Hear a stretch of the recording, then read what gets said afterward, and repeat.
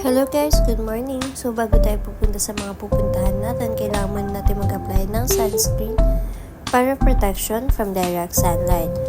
So ang ating destination for today's video is pupunta tayong Commonwealth para sa first PMS ni L300 Wild Peace. So eto, apply muna tayo bago tayo gumora bells. So eto na nga, palabas na tayo ng San Jose del Monte, Bulacan. So, as of 7 AM, hindi pa masyadong traffic. So, eto na nga, dito na tayo sa QC Freeview. Nag-shortcut tayo para hindi natin maabutan yung traffic. At the same time, makarating tayo sa destination natin ng 9 AM kasi 9 AM yung pin-appoint kahapon para sa PMS ni Wild Peace. So, eto na nga, pinapaibinan natin yung kahabaan ng Quezon City. Mamaya makikita natin kung ano ba ang bago sa Commonwealth. Grabe, dito na nga tayo sa Commonwealth. So, tignan nyo naman yung mga sasakyan, napaka-organized. Yung mga motor, tino talaga.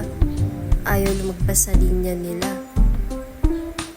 Diba, parang mas okay pa kasi na-implement yung NCAP. Tignan nyo naman yung mga motorsiklo. Ayan, saktong-sakto. Walang kamote riders muna for today's video. So, eto nga, malapit na tayo. Dito na tayo sa Hyundai Commonwealth para sa PMS ni L300. So, baka nagtataka kayo kung bakit sa Hyundai kami. Kasi yung agent namin is sa Hyundai talaga siya. Pero, siya din yung nag-process at the same time nung aming L300. So, eto nga, dito na tayo. So, dediretso na tayo sa service. So, yun lang guys for today's video. Hindi na din ako masyado nakapag-video that time. So, hanggang dito na lang muna ang vlog natin. Thank you for watching.